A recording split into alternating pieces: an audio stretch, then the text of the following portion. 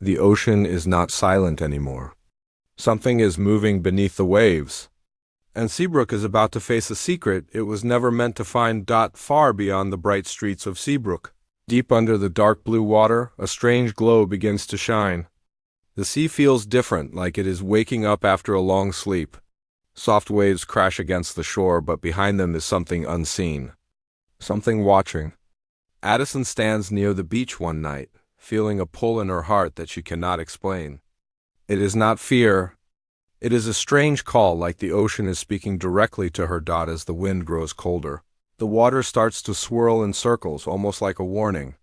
Addison takes a step closer, her eyes locked on the glowing light beneath the surface. Suddenly, the glow flashes brighter, lighting up the waves like magic. For a moment, Addison sees shapes moving deep below. Not fish, not shadows, but something more. Back in Seabrook, Zed notices Addison acting different. She is quiet, distracted, as if part of her mind is far away. He asks if she is okay, but Addison can only whisper one thing. Something is coming. The peaceful world they fought so hard to protect feels unstable again, like it is standing on the edge of a new storm. That night, the ocean roars louder than ever. The ground trembles slightly, and the glowing light rises closer to the surface. Then, silence. Addison stares out into the darkness, her heart pounding. Somewhere beneath the waves, a hidden world is awakening, and the mermaids are finally ready to rise, because this time, the danger won't come from the land. It will come from the sea. The next morning, Seabrook feels normal again, but only on the outside. The sun shines, students laugh, and life seems peaceful. But deep in the ocean, something is changing. Far below the surface, unseen eyes are watching the town. The mermaids have been waiting for years, hiding in silence, protecting their underwater world from humans. Addison cannot shake the strange feeling inside her. She keeps hearing the sound of waves in her mind, even when she is far from the beach. Every time she looks toward the water, it feels like the ocean is calling her name. Zed stays close, worried that something is wrong. He can tell this is not just another small problem. This feels bigger, darker. Later that day, strange things begin to happen near the shore. Boats are pulled back by strong waves, the water rises higher than it should, and storms form without warning. People start whispering. They ask, what is happening to the sea? Some believe it is just nature, but Addison knows it is something else. That evening, Addison and Zed walk back to the beach. The air is heavy and cold. The ocean is too still, like it is holding its breath. Addison steps forward, her eyes locked on the water. Then suddenly the surface breaks. A figure rises slowly from the sea, not a monster, not a human. A mermaid, her eyes glow like deep ocean light, and her voice is calm but sharp. You do not belong here, she says. Behind her, more mermaids appear, forming a silent line across the waves. They look powerful, ancient, and angry. Zed takes a step forward, trying to protect Addison. We don't want trouble, he says. But the mermaid's expression hardens. Trouble has already begun, she replies. Your world is harming ours. The Ocean Kingdom is breaking, and Seabrook will pay the price. Addison's heart races. We didn't know, she whispers. The mermaid leans closer. You will know now. Suddenly, the ocean begins to glow again, brighter than ever. The waves rise high, swirling like a storm wall.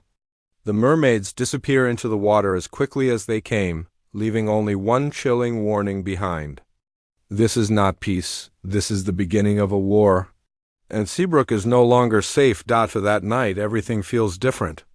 Seabrook is full of fear and questions. People gather near the shore, trying to understand what they saw. Mermaids were supposed to be myths, stories for children. But now they are real, and they are angry. The town that once learned to live with zombies and werewolves now faces a new mystery from the sea. Addison cannot stop thinking about the mermaid's eyes.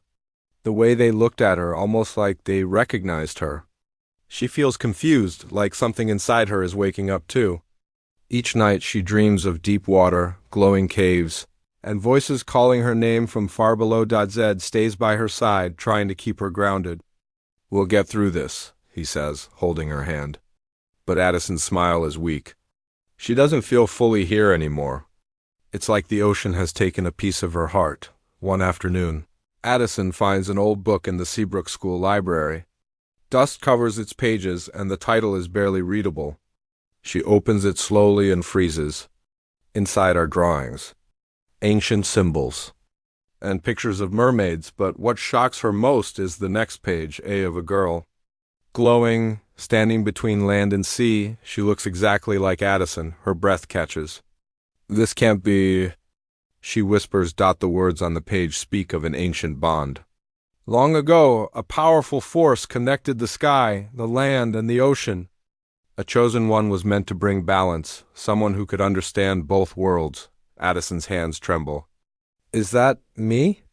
That night, Addison returns to the beach alone. The moonlight reflects on the water like glass. Suddenly, the sea begins to glow again. A familiar figure rises from the waves, the mermaid leader, her face unreadable. You feel it, don't you? The mermaid says softly. Addison steps closer. Why do I feel connected to you? Why does the ocean call me? The mermaid's eyes narrow. Because you are not just from Seabrook. Your destiny was written long before you were born. Before Addison can respond, the water swirls around her feet, cold and alive. You have a choice, the mermaid whispers. Stay with them, or discover who you truly are beneath the sea. Addison's heart pounds. Behind her, Zed appears, breathless. Addison, don't listen, but Addison turns, tears in her eyes. What if this is who I am?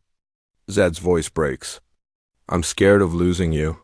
Addison steps back, torn between love and destiny and deep under the waves. The ocean waits for her answer. The ocean begins to rage as the final battle draws near. Dark clouds roll across the sky and waves crash harder than ever before. Seabrook is no longer just a town. It is now the edge of a war between two worlds. Mermaids rise from the sea in numbers, their voices echoing like thunder.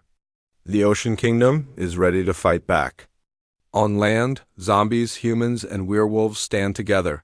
Unsure if peace is still possible, Zed looks at Addison, fear and hope mixed in his eyes. No matter what happens, I'm with you, he says. Addison steps forward, her body glowing with new power. The light inside her is stronger than ever, shining like the stars. She can feel the ocean's pull, but she can also feel her love for Seabrook. Suddenly, a massive wave rises behind the mermaid army. The mermaid queen lifts her hand, calling the storm forward. This world will fall, she declares. Addison raises her arm, standing between land and sea. No, she shouts. There has to be another way. A burst of light explodes from Addison, shaking both worlds. Everyone watches in silence, because Addison is no longer just a girl from Seabrook. She's the key to the ocean's fate, and the final choice will decide everything. This summer, the sea will rise, destiny will awaken, Zombies 5, Mermaids is coming soon.